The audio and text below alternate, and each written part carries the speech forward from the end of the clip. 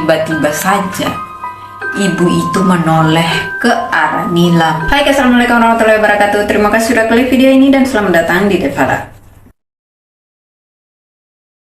Video ini saya bakal lanjutan lagi cerita horor yang kemarin, cerita milik Mas Rizwan yang kemarin itu loh. So jangan lupa di subscribe dulu ya sebelum kita lanjut ke videonya.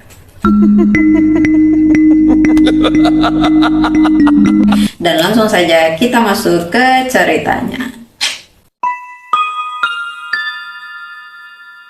Jadi gini, saat itu Rizwan dapat telepon dari Satlantas nih. Kalau di hari itu ada kecelakaan lalu lintas di daerah Jakarta Barat. Saat itu ada kecelakaan motor yang kelindas sama truk trailer. Ih, baru mulai udah serem cuy. Nah, meluncurlah tuh Mas Rizwan kan ke TKP. Pas sampai di TKP, di sana ada beberapa Satlantas yang lagi bertugas. Tapi anehnya kok ada palang hitam dan juga ada lagi satu ambulans nih. Nah, Rizwan ini kan tanya sama petugas di situ kan, Pak, jadi ini yang ngangkut siapa? Saya atau ambulans yang satunya lagi? Si Satlantasnya ini bilang lah, saya nggak tahu. Nah, berhubung saat itu yang ditelepon langsung sama Satlantas ini adalah Mas Rizwan, tapi kok tiba-tiba ada lagi satu ambulans yang datang dan nggak tahu siapa yang manggil. Biar menghindari kesalahpahaman sesama sopir ambulans, Rizwan ini minta baik-baikan tuh KTP si korban. Udah itu Mas Rizwan lihatlah KTP si korban ini. Ternyata si korban dan Mas Rizwan itu masih satu RW. Nah, terus Mas Rizwan ini bilang lah tuh ke petugasnya dan juga sopir ambulans yang satu lagi, udah Mas, saya aja yang bawa mayatnya. Toh kan juga dari awal Mas Rizwan yang ditelepon langsung sama Satlantasnya kan. Nah, sopir ambulans yang satu ini ya iya aja, ya oke gitu katanya. Nah, udah selesai itu sesi keterbingungan yang tadi, Mas Rizwan ini langsunglah menjalankan tugasnya kan, memasukkan jenazah itu ke dalam kantong jenazah. Pas sudah memasukkan jenazah itu ke dalam kantong mayat, ternyata ada satu nih bagian tubuh korban yang hilang. Nah, dicari-carilah lagi tuh sama Mas Rizwan, tapi nggak ketemu-ketemu. Nah, Mas Rizwan ini bertanyalah lagi ke petugas. Kali aja ada yang lihat kan.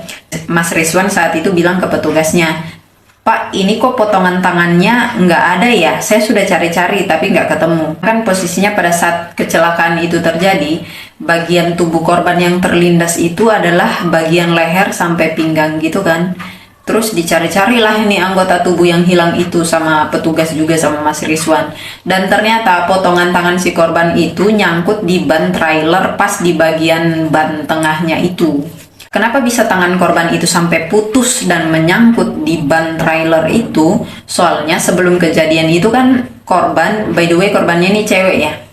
Jadi ceritanya cewek itu keluar gang nih pakai motor, tapi rem motornya itu ternyata blong. Saat itu melintaslah truk trailer dan terjadilah tabrakan, terus kelindaslah dari leher sampai perutnya si cewek tadi.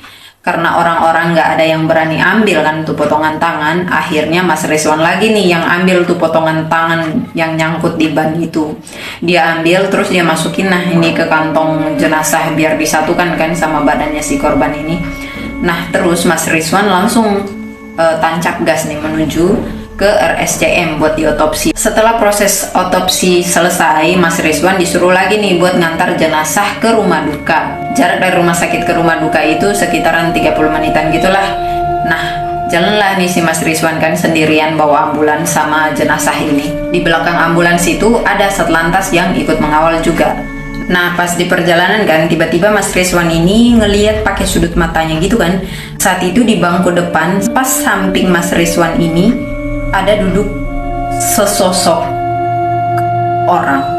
Padahal kan Mas Rizwan saat itu bawa ambulansnya itu cuma sendiri. Nah, Mas Rizwan ini kan sempat diam nih, tapi berpikir, perasaan cuma sendiri deh yang bawa ambulans, kok bisa ada orang segala di samping gue, siapa nih? Nah, saat itu Mas Rizwan kan agak rada-rada ngeri juga kan, mau nengok secara sempurna, mau lihat siapa yang ada di sampingnya itu.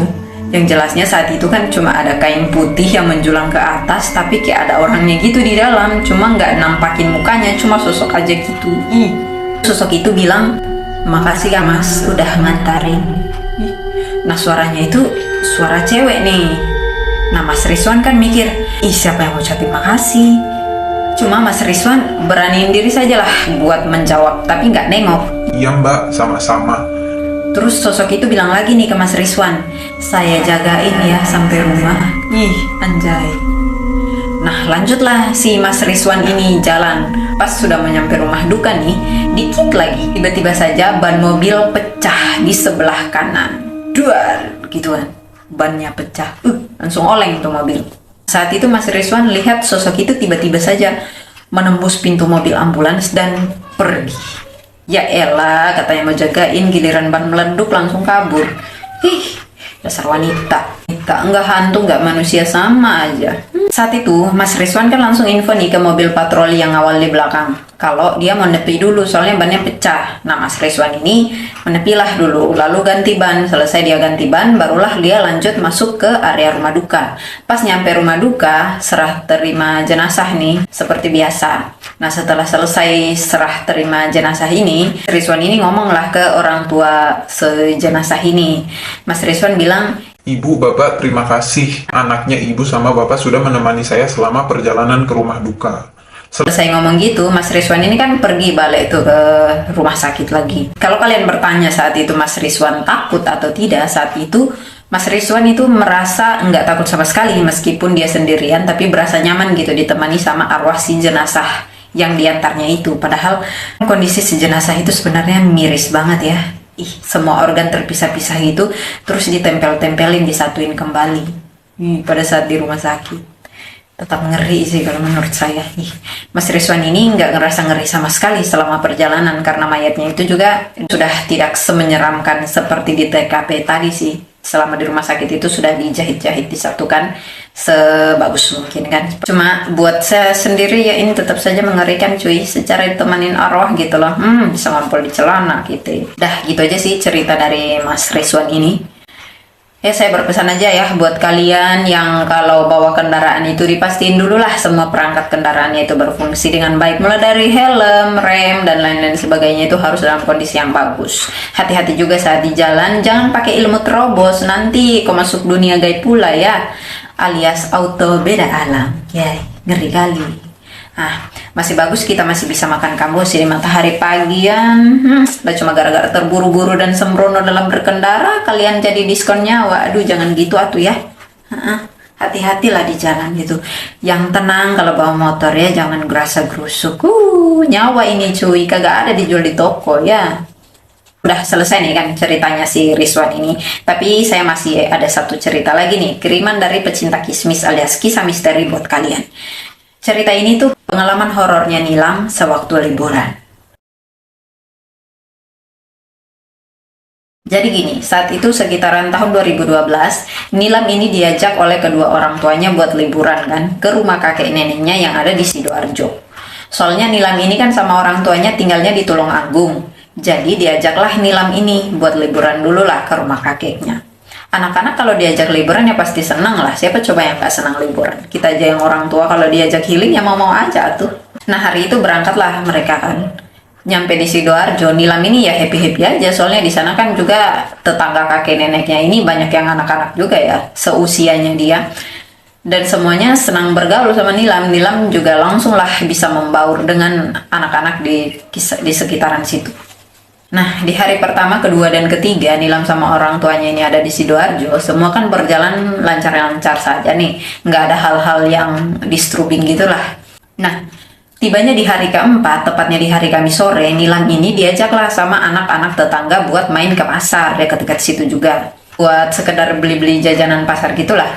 Nilam ini ya izinlah ke kakek neneknya sama kedua orang tuanya.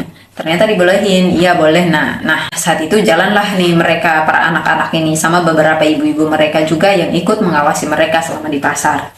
Pas nyampe pasar, mereka ini jajanlah sepuas-puasnya tuh kan, jajan apa saja, cilok, batagor, dan lain sebagainya. Nah, cuma beberapa ibu dari anak-anak itu pulang duluan nih, soalnya mau masak kan, udah sore juga. Nah, ada salah satu ibu yang masih tetangga kakeknya Nilam juga ngingetin ke Nilam sama teman-temannya ini, nak pulangnya jangan kesorean ya, balik rumah sebelum maghrib. Nah, si Nilam sama teman-temannya, iya bu. Nah, cuma anak-anaknya gitu, ya aja, cuma ya gimana ya, kagak dilakuin, pokoknya keasikan main mereka. Nah, ternyata anak-anak itu ngajak Nilam itu mainnya kelamaan sampai sudah masuk waktu maghrib, barulah mereka pulang ke rumah. Sampai rumah itu, saat itu sudah masuk azan maghrib lah, sudah berkumandang azan maghrib di masjid. Nilam ini makanlah tuh jajanan yang dibelinya di pasar tadi. Dia makannya di teras. Kenapa Nilam ini nggak masuk rumah saat itu? Pokoknya ya menurut Nilam enak aja gitu makan jajanan pasar dengan menikmati suasana desa di teras rumah. Makanya si Nilam ini makannya di teras rumah itu, nggak mau masuk rumah dia. Pas lagi asik-asik makan nih, tiba-tiba ada ibu-ibu pakai kerudung putih datang nih menghampiri Nilam saat itu. Nah, ibu-ibu itu duduk di teras rumah kakeknya Nilam, tapi posisinya membelakangi Nilam gitulah.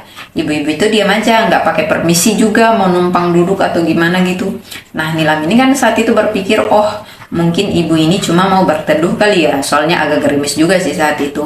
Pas udah masuk waktu qomat nih di masjid, ibu itu kok belum berangkat juga ke masjid, padahal sudah mau mulai sholat maghrib kan posisinya saat itu. Nah, Nilam ini mulailah bertanya sama ibu itu. Bu, udah qomat, ibu nggak jadi ke masjid. Bentar lagi sholat maghribnya dimulai loh, Bu. Nah, ibu itu diam aja sih saat itu. Karena si ibu ini diam aja, ditanya lagi nih sama si Nilam. Bu, ibu nggak ke masjid, sholatnya udah mau dimulai tuh. Nah, tiba-tiba saja ibu itu menoleh ke arah Nilam dan bilang, ibu mau di sini sama kamu, nak. Dan saat ibu itu berbalik, kalian mau tahu apa yang dilihat Nilam? Muka ibu itu super duper menyeramkan. Kuku di tangannya aja benar-benar panjang dan hitam-hitam, cuy. Matanya juga merah, senyumnya ibu itu benar-benar mengerikan. Pokoknya saat itu Nilam langsung gemetar. Pokoknya trauma lahir batin banget deh penampakan yang dilihatnya itu. Saat itu Nilam kaget dan teriak-teriak langsung masuk ke dalam rumah dong. Auto satu rumah heboh saat itu. Ada apa nih anak teriak-teriak? Saat itu kan kakek Nilam yang gercep datang gendong Nilam ini. Ditenangkanlah Nilam itu kan sama kakeknya, ditanya, Nilam kenapa? Nah, saat itu Nilam kan sambil gemetar, bibirnya itu gemetar banget, pucat. Dia bilang, Kaki di depan ada hantu, kayak ada hantu. Nilam ini sambil nangis-nangis bicaranya, pokoknya gemetar parah. Dia bilang katanya di depan ada hantu. Nah, kakeknya ini dengar pengakuannya si Nilam ini, langsung lah buru-buru dia ke dapur ambil segenggam garam gitu. Lalu balik lagi dia tuh ke depan rumah. Dan saat itu ibu-ibu seram itu masih ada di teras itu, cuy, masih ada di depan rumah. Cepat-cepat lah kan nih si kakeknya si Nilam ini buangin garam di mukanya si ibu-ibu itu. Dan setelah dibuangin garam itu, langsung wush, autogon, langsung pergi itu hantu. Dan kalian mau tahu ibu-ibu itu perginya kayak mana? Kagak lari, terbang dia. Ih, serem gak tuh? Secara ini terjadi di depan biji mata, coy. Di depan mata kali loh ini, woi. Aduh, apakah gak terkencing-kencing lo pada kalau ini terjadi di depan biji matanya kalian? Saja. Setelah hantu itu pergi, kakeknya Nilam ini langsung masuk rumah, terus kunci pintu rumah kan, bawa si Nilam ini ke ruang keluarga. Nah, di ruang keluarga itu udah ada neneknya Nilam sama mama papanya Nilam juga. Terus kakeknya Nilam ini mulailah bercerita kalau 2 minggu yang lalu ada ibu-ibu yang baru saja meninggal, tapi entah ada urusan apa di dunia yang belum selesai, makanya si ibu-ibu itu jadi arwah gentayangan gitu, dan selalu muncul di saat maghrib. Tidak jarang juga arwah gentayangan itu mengganggu orang-orang yang sedang beraktivitas sendirian di saat maghrib. Makanya jangan ngadi-ngadi ya, kalau dibilangin orang tua itu nurut dikit napi sih, nekat aja nih terobos larangan. Jadi ketemu jackpot kan, mana jackpotnya hantu kuntilanak lagi anjir. Kalau hantu Casper aja nongol udah ngeri, apalagi nih kutil beranak. Oke, itu aja sih ceritanya dari si Nilam. Singkat, padat, tapi ngeri kali endingnya, cuy. Aduh. Oke, pokoknya kalian jangan ngeyel ya, apalagi kalau disuruh subscribe ya monggo atuh di subscribe, di like, di komen, di share sama tap layar juga. Tuh kalau tap layar salah server, coy.